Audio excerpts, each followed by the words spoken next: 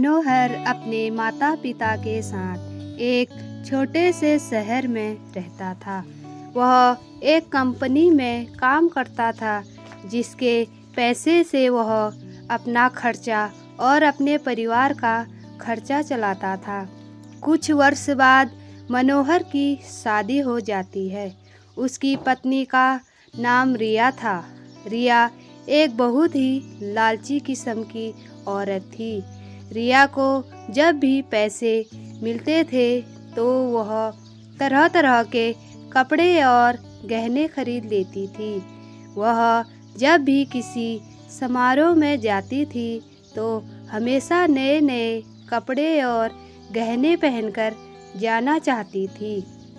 जब उसके पास नए कपड़े और नए गहने नहीं रहते थे, तब वह अपने पति मनोहर से जिद करके खरीदवा लेती थी।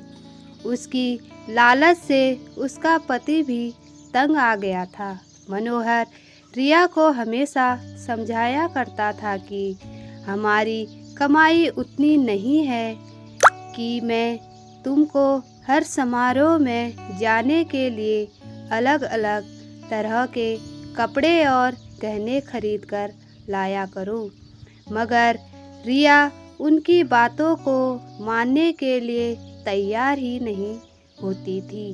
एक दिन जब रिया किसी समारोह में गई थी, तब उसकी एक सहेली मनीषा उसके घर पर आई। मनीषा ने रिया की सास से उसके बारे में पूछा। रिया की सास ने मनीषा को सारी कहानी बताई। मनीषा ने अब रिया को सबक सिखाने के लिए एक योजना बनाई।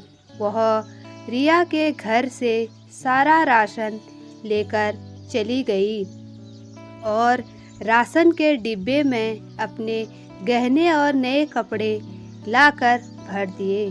जब रिया समारोह से वापस आई, तब वह किचन के डिब्बों में गहने देखकर बहुत खुश हुई। शाम हुआ। जब रिया खाना बनाने गई, तब उसे राशन नहीं मिला। तब वे अपनी सास से पूछा, सारा राशन कहाँ गया? उसकी सास ने जवाब दिया, मैंने सारा राशन और घर का सारा सामान बेचकर तुम्हारे लिए नए गहने और कपड़े खरीद लिए हैं। अब से तुम बदल बदल कर हर दिन नया गहना पहनो। तभी रिया रोते हुए बोली, मगर खाने के बिना मैं गहनों और कपड़ों को क्या करूँगी?